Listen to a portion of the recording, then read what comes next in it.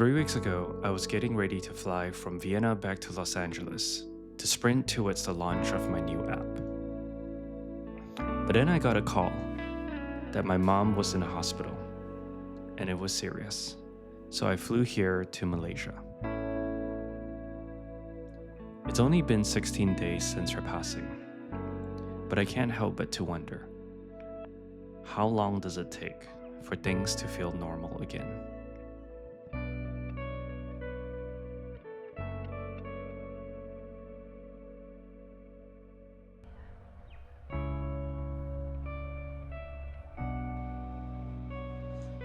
Got the cream. Doctors here are so efficient. No need insurance. This was only like $20. This probably would have been $100 in the US. Next up, WeWork.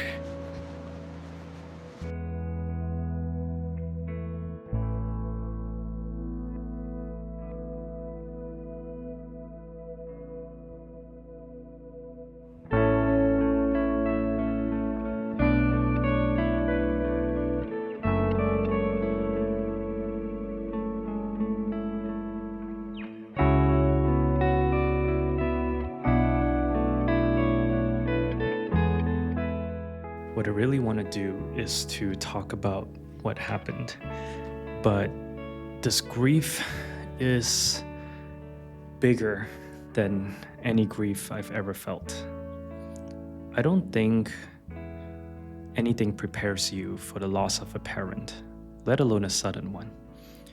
Just a few weeks ago, just a month ago, we were traveling across Switzerland, Austria, and Germany. And we even got to check off one of my mom's bucket lists, which is to visit where they filmed, the places where they filmed The Sound of Music. There's a folk story about grief. And it goes something like this. Grief is like carrying a stone in your pocket. In the beginning, you're hyper aware of it. You feel that it's there all the time. But as time goes by, you build up this muscle and this resilience for carrying it around. Once in a while, it brushes up against your skin and you realize that it's there, but you're okay. It's not that the stone goes away or it gets smaller, but it's just that you got stronger and you know how to carry it with you in your day-to-day life.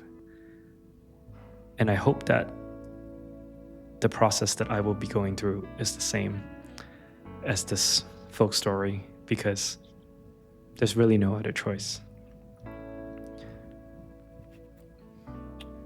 For now, I'm going to stay here in KL to continue building HeirLight. If you're new around here, my name is Jermaine. I typically live in Los Angeles, but I'm going to spend the next few months here in Kuala Lumpur. A conversation with my parents uncovered an interesting fact a few months ago.